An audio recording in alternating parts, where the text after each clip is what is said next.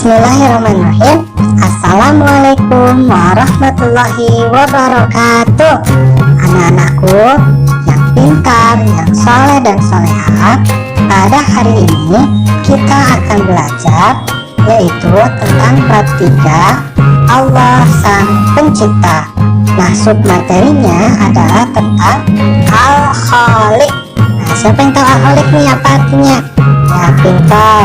Al-Khaliq itu artinya adalah Sang Pencipta.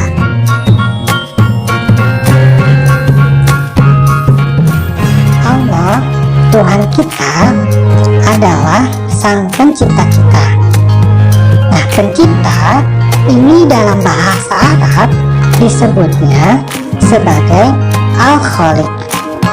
Nah, coba dilihat tulisannya dalam tulisan bahasa Arabnya ya, Al-Khaliq. Nah, coba diperhatikan. Di sini ada kakak dan adik. Nah, kakak dan adik ini sedang mengenakan sepatu. Apa kata kakak kepada adik? Nah, kakak bertanya kepada adik, "Hei adik, apa saja sih yang diciptakan oleh Allah?" Nah, kemudian adik menjawab, kata adik, "Allah lah yang menciptakan seluruh alam semesta beserta seluruh isinya." Nah, di alam semesta ini ada benda yang hidup, ada juga benda yang mati. Kalau benda yang hidup, misalkan manusia, kemudian binatang, tumbuhan, ya, itu manusia itu kan makhluk hidup ya.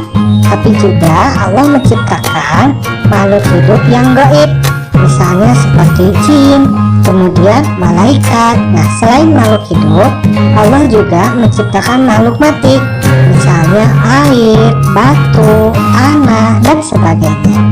Keseluruhan apa-apa yang diciptakan oleh Allah Subhanahu wa Ta'ala disebut sebagai makhluk. Jadi kalau makhluk itu banyak, beragam, tetapi kalau Khaliq atau Allah itu sendiri Sang Pencipta itu hanya satu saja.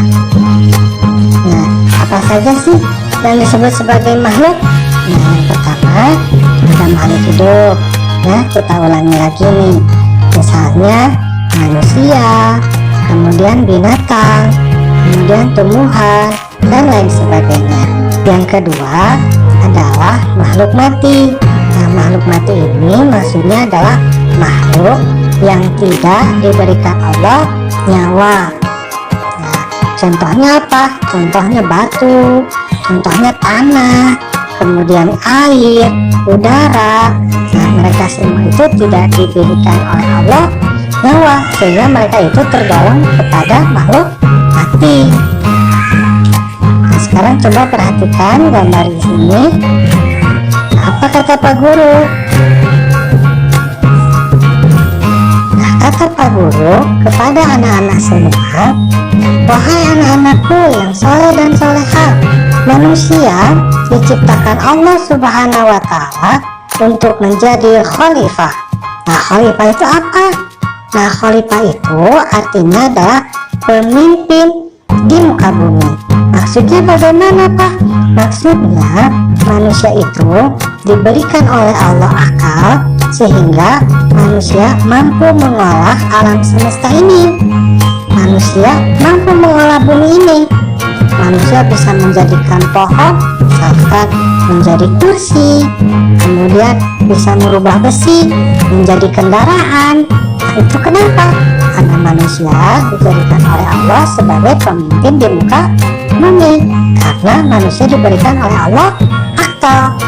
Nah, tetapi ketika kita mengemban tugas kita sebagai khalifah di muka bumi ini, kita harus selalu menjaga lingkungan dengan sebaik-baiknya.